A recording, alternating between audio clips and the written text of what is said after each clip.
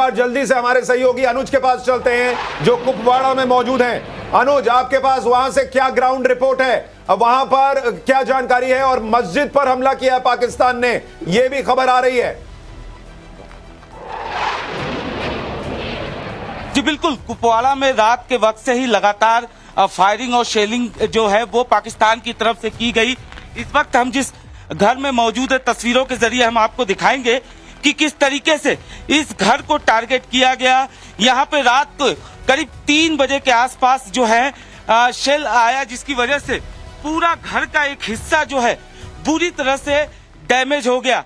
जाहिर तौर पर हालांकि रात के वक्त ही घर के जो सदस्य थे, जब 8 बजे के आसपास जब फायरिंग शुरू हुई तो घर के सदस्य यहाँ से निकल गए, लेकिन बावजूद इसके यहाँ पर फायरिंग और शेलिंग जो है वो होती रही। ये तस्वीरों के जरिए देखा जा सकता है, ये शेल के टुकड़े जो कहीं न कहीं रात में 3 बजे के आसपास जब शेल यहाँ पर गिरा, उसके बाद इस घर का आधा हिस्सा बुरी तरह से डैमेज हो गया। और तस्वीरों में देखा जा सकता है किस तरीके से ये हरे कलर का ये शेल का जो पीस है वो साफ तौर पे गवाही दे रहा है कि किस तरीके से पाकिस्तान की तरफ से कायराना हरकत की गई। जो रिहायशी इलाके हैं उन्हें टारगेट किया गया और जिसकी वजह से कई घर जो हैं वो बुरी तरह से डैमेज हुए।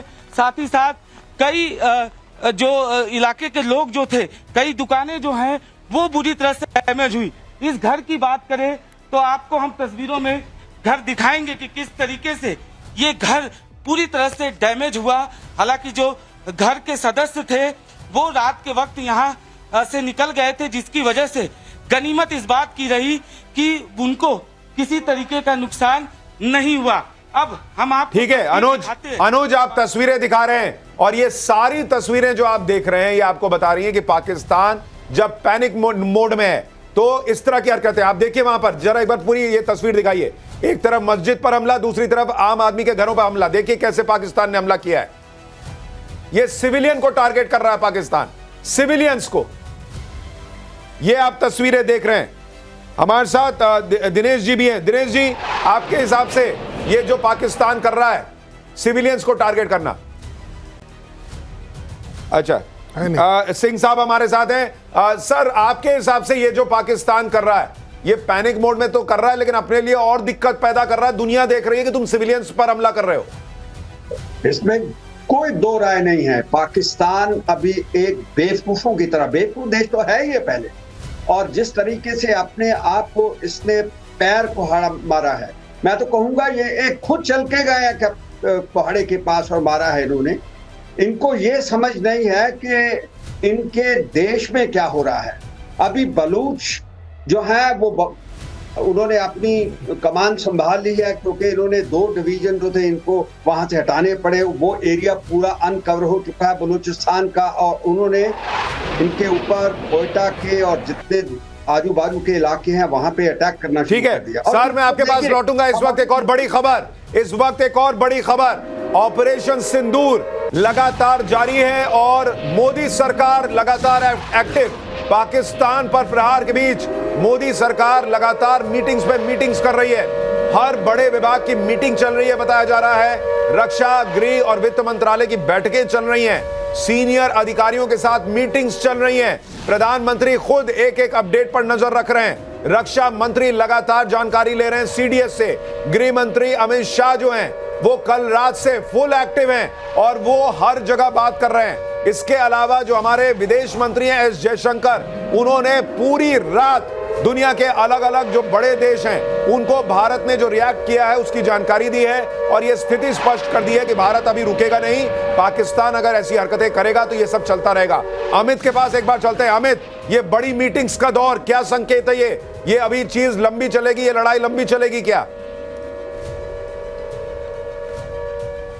देखिए, भारत हर परिस्थिति से निपटने के लिए अपने को तैयार रखना चाहता है, इसीलिए जो तमाम मंत्रालय हैं, अभी जेपी नड्डा जो कि स्वास्थ्य मंत्री हैं वो अपने अधिकारियों के साथ बैठक की। देश भर में जो स्वास्थ्य के की व्यवस्था है, अस्पतालों के जो हालात है, उसको लेकर समीक्षा की गई। मॉनिटरिंग के लिए एक कंट्रोल रूम बनाया गया है। किसी भी आपातकाल में किस तरह से स्वास्थ्य सुविधाएं लोगों तक मिले, उसकी सुविधा की जा रही है। वित्त मंत्रालय में बैठक की गई है। प्रधानमंत्री के निर्देश पर यह बैठकों का दौर जारी है। अमित शाह अभी डीजी बीएसएफ और डीजी सीआईएसएफ इसलिए इंपॉर्टेंट है कि देश भर में जो महत्वपूर्ण इंस्टॉलेशन है उसकी सुरक्षा की जिम्मेदारी सीआईएसएफ के पास है। तो वहां पर किस तरह से सुरक्षा चाक चौबंद हो। रक्षा मंत्री अभी थोड़ी देर पहले तीनों सेना प्रमुख और सीडीएस के साथ बैठे थे। तो यानी कि जो महत्वपूर्ण मंत्रालय हैं, कल आपने देखा था कि कैसे वो जो देश के जो तमाम मंत्रालय हैं उनके सेक्रेटरीज के साथ बैठे थे, ताकि बेटर कोऑर्डिनेशन के साथ आपात की स्थिति में कैसे सब कुछ स्मूथ रूप से चले उसकी चिंता की जाए। मंत्रालयों को निर्देश दिया गया था कि अपने जो भी मॉनिटरिंग सिस्टम है उसको एक्टिव किया जाए, ताकि अमित एक और बड़ी खबर आ गई है। बड़ी खबर यह है कि प्रधानमंत्री मोदी ने पाकिस्तान के बॉर्डर से लगने वाले जो भारतीय राज्य हैं, जम्मू कश्मीर, पंजाब, राजस्थान, यहां के मुख्यमंत्रियों से बात की है। पीएम ने पाक बॉर्डर स्टेट के तमाम मुख्यमंत्रियों को फोन लगाकर बात की है। गुजरात के सीएम से भी बात की है। ये बहुत अहम खबर। प्रधानमंत्री नरेंद्र मोदी बॉर्डर स्टेट के हर मुख्यमंत्री से बात करके वहां के हालात का जायजा ले रहे हैं। अमित, और क्या अपडेट है इस खबर पर?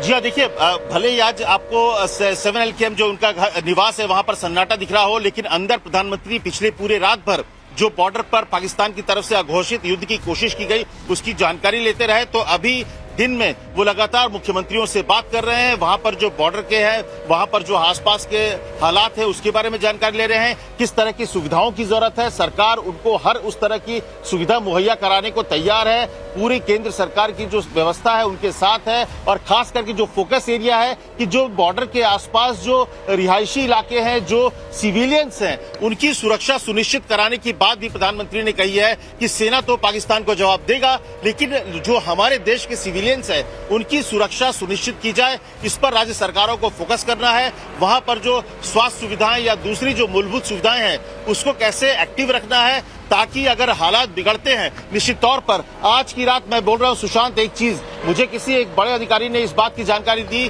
कि कल रात को जिस तरह से दोनों देश के बीच पाकिस्तान ने जो कोशिश की और भारत ने जिसको नाकाम किया और पलटवार किया, अगर आज भी वो चीज एक्टिव होता है तो ये लड़ाई लंबी चलेगी। अगर आज पाकिस्तान शांत होता है, पाकिस्तान अपने तरफ से हरकत कुछ नहीं करता है, तो ये लड़ाई शायद जो भविष्य में लंबी दिख रही थी वो रुक जाएगी। तो मुझे लगता है कि आज की ठीक है, आप ये कह रहे हैं कि अगर पाकिस्तान आज रुक गया तो शायद जो है उसको थोड़ी राहत मिल सकती है, भारत छोड़ने का सोच सकता है, लेकिन अभी कुछ कहना बड़ा मुश्किल है। देखिए, जो बैठकों का दौर चल रहा है, गृह मंत्री अमित शाह ने जो बैठकें की हैं उसके बारे में हम आपको बता रहे हैं। और जैसा अमित बता रहे थे कि सीआईएसएफ के अधिकारियों से गृह मंत्री ने बैठक की है।